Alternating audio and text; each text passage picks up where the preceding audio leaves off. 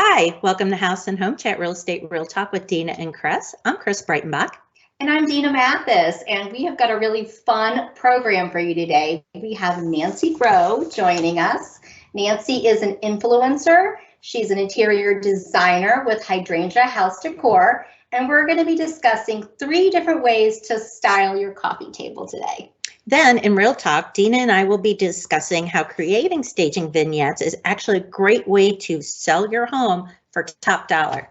But for now, we welcome Nancy actually back to our program because I was looking back at our past program, Nancy, and it was actually almost exactly 1 year ago. Really? Yes. Oh, that is so funny. We had you on. It was back season 1, episode 5. Well, it's very fun. Anybody that wants to go back and view that one, that's when we had Nancy on for the first time. Very good. Wow, second timer. Yeah, I'm excited. Just a friend to the program, we'll call you. So welcome. Nancy, refresh both Dena and I, refresh our listeners by telling us a little bit about yourself and what you do.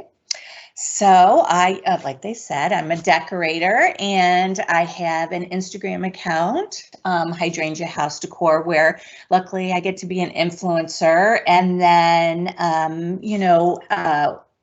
help people, more friends and family now. I don't necessarily go out of that box that much just because I'm busy with the Instagram. But and then I have a account that you can follow me on Shop Like to Know It, and that's where people can find the exact items that I use, and you just click on that site and you go right to it. That makes it so much easier because I see you, with all these great pieces and such great stylings, and I don't know where to find them. So all I gotta do is click. And all you do is it's a click away. Yeah, I love how you have things and you can click on it, or you'll show 2 pieces that look almost identical, and we can buy the one that fits our budget. Right. And right. Love that, where you don't have to be spending a fortune to get the look that you want. Right. No. And Nancy's done all the work for us to find it. So speaking of work, yes. We've got 3 different looks we're going to create here. Tell us a little bit about where we start. Okay, so obviously you're starting with blank canvas, Okay. and that's your coffee table. And so we'll do a really simple one now. So the first is just take, some flowers. Now these are just faux flowers that I got off of Amazon. And remember, when you do get your flowers from, let's say Amazon, make sure you fluff them up. Okay. That's important. They're going to come kind of smashed, and you can't just stick them in a vase and be done with it. So you have to fluff them up a little bit. Do you get the vase with it, or is that? No. So then this is another. So I'll have all of these different looks on my Shop Like to Know It, Hydrangea House Décor. Yes. And the app is free, everybody. So, and it's not just me too. I mean, there's a lot of amazing influencers on there that you can find beautiful things. Anyway, so this is separate. So cost friendly. So I think you'd be happy. And then here, just add some candlesticks. Okay, so now you have a sweet little vignette. Yes. And very beautiful vignette. Love it. And for me, the minimalist, I love it because you can still use your coffee table. Oh, absolutely. You can still talk to the people and see them all over, right? Because, we live in our family room, and so I love that usability and beautiful at the same time. Gorgeous. So for anybody that's listening, you can also watch us on YouTube, and you can see exactly what we've got going on here. But there's, this is a very simple look with 3 candles. Now you've got the candles, they've been burnt. Like, is that strategically that you've burnt them, or should they be like tapers? I always think that you should burn your candles down a little bit. Okay, before, but obviously, that's just my preference. But I just think it looks more lived in. Yes. Yeah, more lived in. It looks more lived in. I agree. And I agree. love that detail. Mm-hmm. Also, these I got from Charm the Farm. I don't know if you guys. I've been to Charm at the Farm. It's amazing. Okay, yes. I don't know about Charm the Farm. Charm the Farm is like this huge sale they have on a farm. Where? Out in Lebanon. Mm-hmm. How come I don't know? There's like 4. Don't they have like 3 or 4? 3 or 4 events. Different times. So I think the first one's coming up in June. Yeah, and the last one's in October. Mm-hmm. Oh, and they have different vendors. All different vendors. Okay. And it's amazing. Highly recommend it. All right, I'll look for that. Yeah. Sure. Yeah. All right. My cow and my mantle.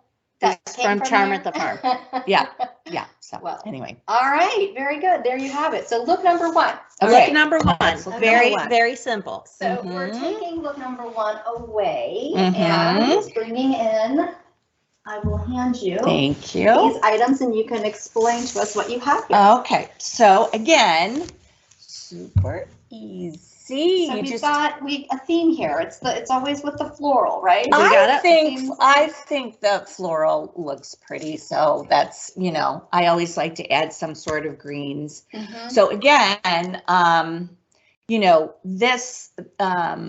these I did get at Charm the Farm again. Charm the Farm, we're giving you a nice and then this vase is from Pottery Barn. But it's an older one. The vase is really cool because it's more like a picture, isn't it? It is. It's different. Yeah. I love that. Mm-hmm. So that's another thing good to point out is that you don't have to use a vase. Mm-hmm. You can use pictures or, whatever you have that would look pretty to put flowers in. Mm-hmm. Yeah. And then I just like to, remember last time we talked a lot about texture? We did. That was a big word. Yes. Still using it. So this wicker basket adds texture to the table, and then you just how much do we love Joanna? So got to put her in here. Magnolia. Yeah, magnolia, and then done. Again, very simple and easy, right? We've got the picture with these beautiful flowers. Mm-hmm. Just a basket with a couple of magazines. Mm-hmm. And you can put a books. I mean, whatever you want. I just did that for now. And I think it's great seasonally. I mean, you could still use the picture, but maybe different arrangement of flowers, I guess, right? Oh, absolutely. And I will show you just real quick.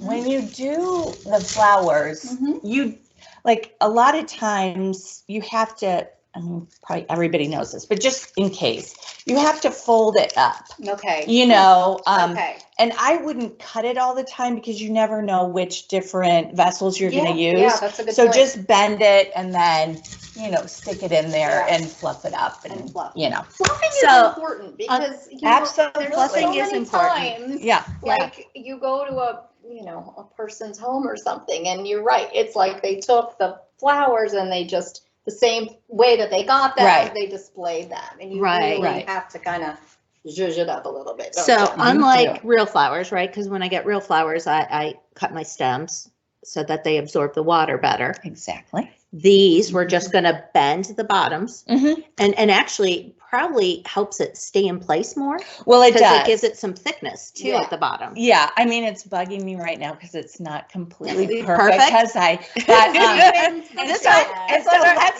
got one hanging over a little bit. Let's do the third look, girls. Because it's bugging me. So we'll take away look number 2.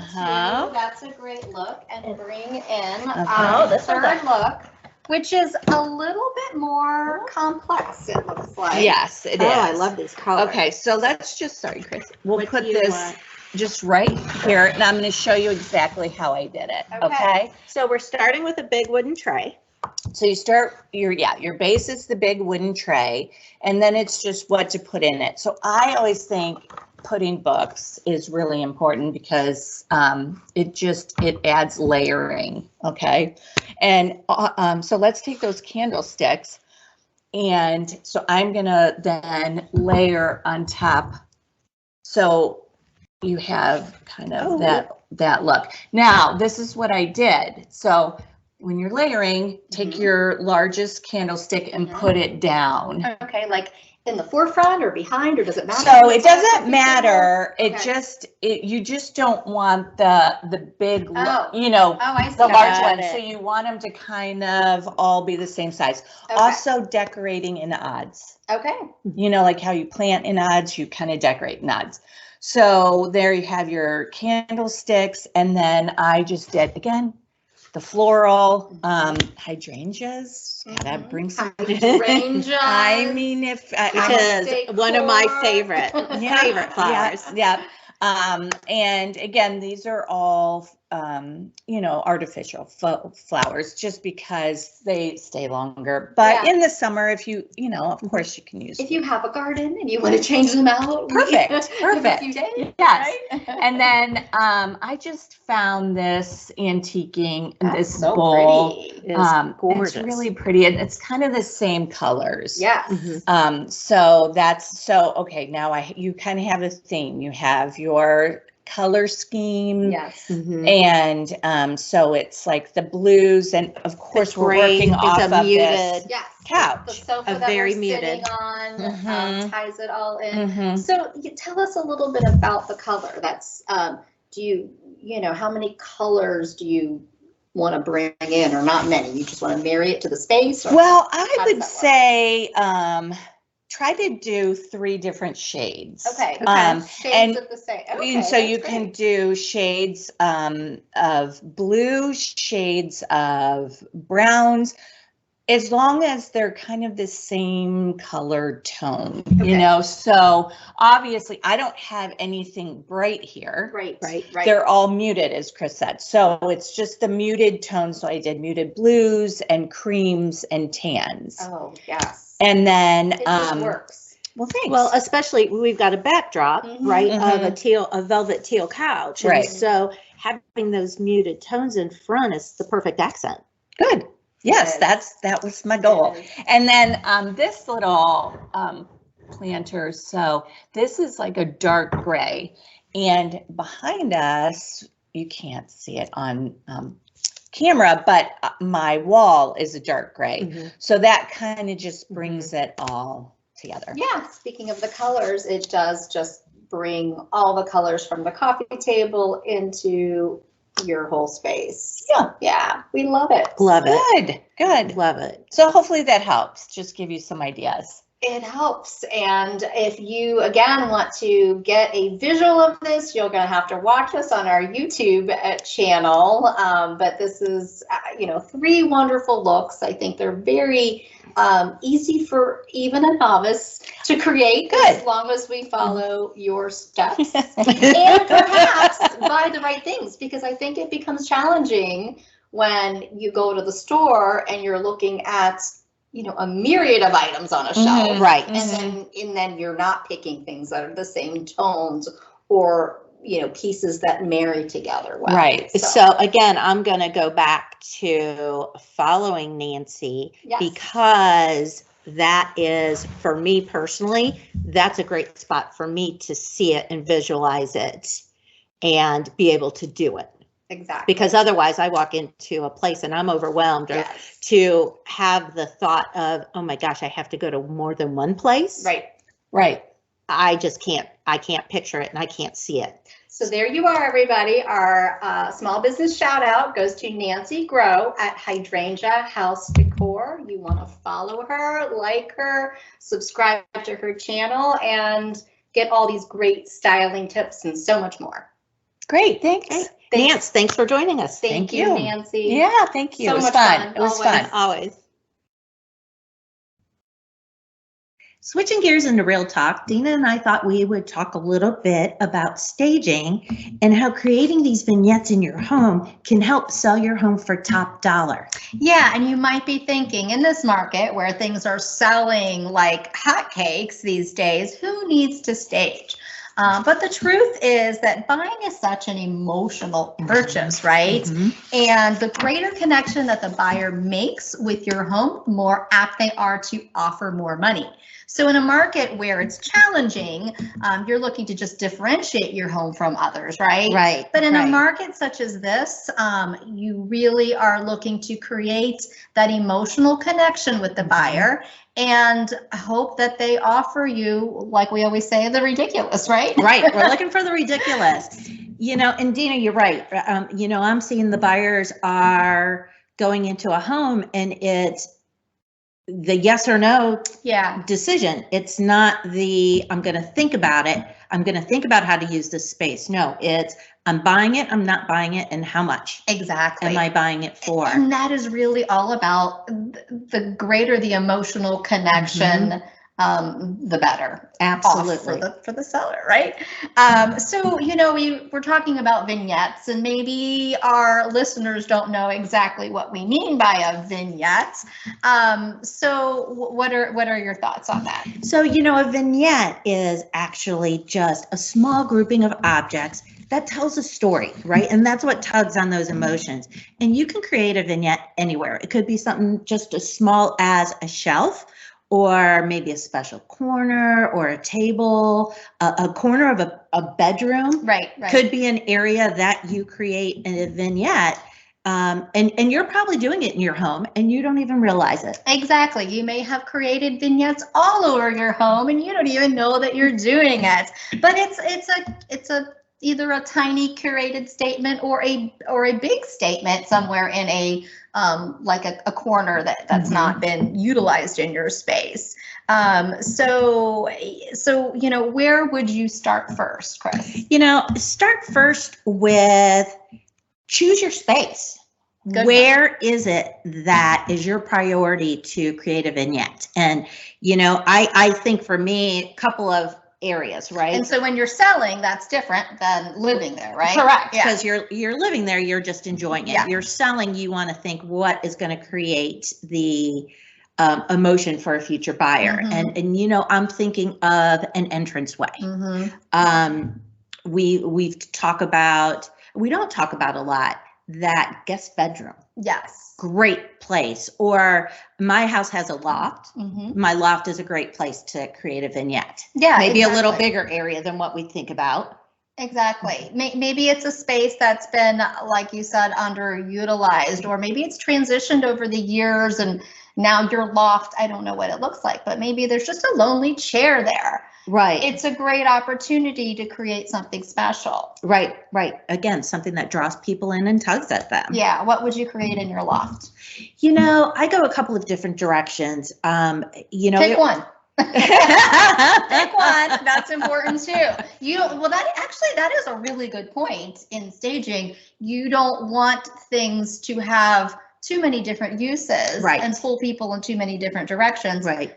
Pick a theme. It's in front of my upstairs picture window and has built-in bookshelves. So I have always thought it'd be a great place for a reading nook. Perfect. Perfect. Yeah. Reading nook would be great there then, especially with the bookshelves. And so, I often like to, when I'm staging a home or helping people stage their homes to move, can find things throughout the home. You don't have to necessarily go buying things to stage the vignette. They may have a chair in a bedroom that we can drag out into your loft. Taking books from the bookshelf and maybe putting an open book on the chair with some reading glasses. Oh, yes. A nice cozy blanket. Those pillows right now that have those cute little sayings on them, like welcome home, right? So just taking things that you may have as a seller from around your home to curate that really special space is a great vignette. And you're right. Usually if I'm staging, I'm not telling my clients you need to go out and buy this and do this or whatever. But yeah, let's shop within your house. And we use the term repurpose quite a bit. Yes. How can we repurpose to create that space for you? Yeah. So that's how we do that. I love it. Love it. So number two, as far as curating your space here is, I think, to gather accessories. Again, we can gather them from around the home, and we always want to pick an anchor object. So you can shop your house or you can shop the stores. Either way. Follow Nancy. Yes. Find an anchor item. Yeah, exactly. For all those. So what is what do you mean by an anchor item? An anchor item, I would say, so let's just go back to maybe the entry. Okay. Yeah. Is it a piece of artwork that you have in your entry? Is it a mirror that you have in your entry? Maybe it's your mantle that that we are going to style, and it's some candlesticks. So whatever it is, it has to be, it's the most prominent object there. Got it. So if it's that mirror, how are we going to incorporate a vignette into that mirror that creates a welcoming environment for that buyer? That buyer is going to walk in and really identify with that space. They're going to see the mirror. You're going to maybe create baskets underneath a console table for texture, and for purpose, maybe for shoes or something like that. But you really want to create that mood, that welcoming mood. And that's so important when the buyer steps through that front door. That's their first impression. That's the mood you want to create. And that's often the mood that, will drive them throughout the rest of the home, or will lead them throughout the rest of the home. That is so right. And, as you're gathering your objects, group them together, right? Yeah. You want to keep your palette simple. So 2 to 3 colors, or tones within the same color. Yeah, just like I know. Yeah. She had the Exactly. blue-gray tones. Exactly. Pulling those 2 to 3 tones within a color scheme, group those together, like before you begin in your vignette area. And that way what you're putting together. Yeah, exactly. Really just getting yourself organized. So pull your stuff together, preferably within your home. You can shop too, and kind of see what goes. Yeah, what tones go. Yeah. And then add some texture, like Nancy says. Yeah. Add the texture. So maybe it's a big cylinder type vase. You can add some greenery to, or some, of the natural woods, or something more flowery and textury. So add the texture, layer it in, and make sure that it's anchored by something prominent. And the staging class that I took a couple of years ago, thinking of greenery, one of the points that our instructor made was to always have something green. Oh, yeah. And so having green in your vignette is actually drawing the eye. Yeah, I love the natural elements, and you're right. The green somehow does give it, I don't know, a different. It gives it apparently gives it depth. And and I always thought it was a black piece. You should always have something that has a little bit of black in it to draw your eye in a room, but it's actually green that psychologically draws you. Oh, well, there you go. Who would know? I'd know something about decor. Yeah. So number 3, what is like our third? Number 3, work from back to front. So I'm going to use the example of a guest bedroom, right? And how do you create a vignette in a guest bedroom to make it really feel like it's inviting for guests? Let's start with a tray, right? A tray on the bed. And when you're standing at the door, you're going to start from the back of the tray, looking in, to maybe put your tall item, and maybe it's a candle or a water pitcher. Yeah, those are good. 2 good picks. And then move forward from the sight line. What do you think? Right. No, I think that's a perfect way to stage a space. Or maybe there's a like a standing lamp or something, at the furthest point, and then drawing in is your tray. The tray maybe has some books on it. The books maybe have a mug. Yes. The reading glasses. I always like to do the reading glasses because it feels like you could just step right into that space.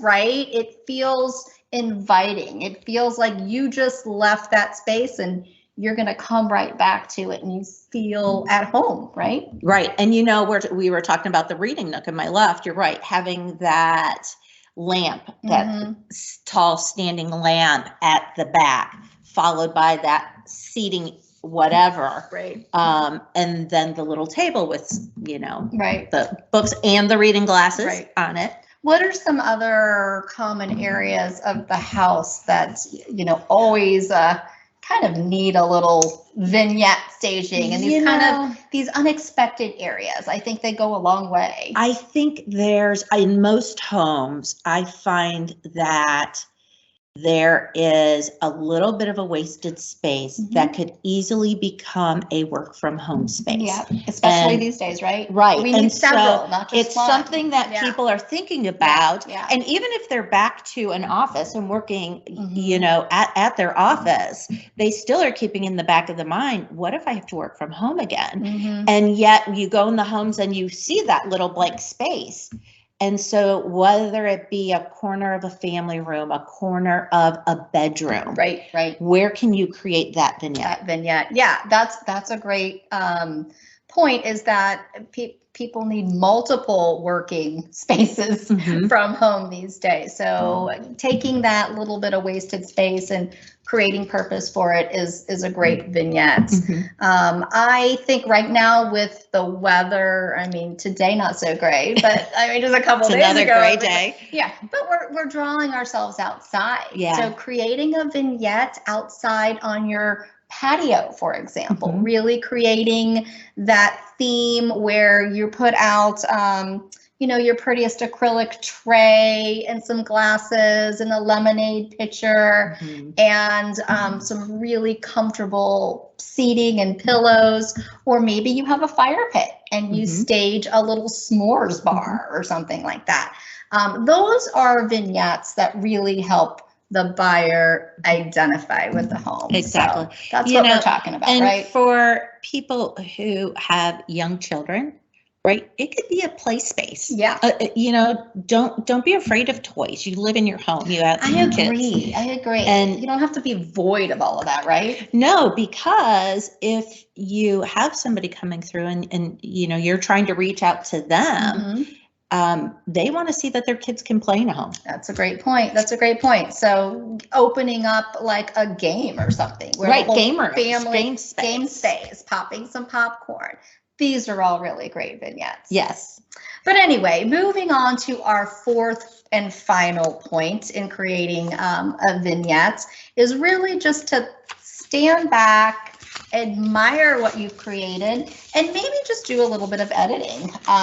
But you know, it takes a little bit of you know, putting something out there and then taking it away. Maybe something doesn't work as well once you walk away from it, you come back to it. So you might want to continue to play with it, edit it a little bit, but you'll find, I think, that perfect balance. And vignettes can change, right? Absolutely. Yeah. Absolutely. And you know, functionally, you may sit on it, you're right, for a couple of days and you'll know if it works or doesn't work for you. So take a look in those, you know, while as you're packing things up to move, you might find some use for some of these items that you can use in your vignette to help, you know, create this this environment, this warm space, this connection with the buyer. And of course, you want to call Chris and I for any kind of help when you're preparing your home for the market, right? That is the best idea ever. So thanks for joining us today. This has been House and Home Chat, Real Estate Real Talk with Dena and Chris, and we'll see you next time. Bye.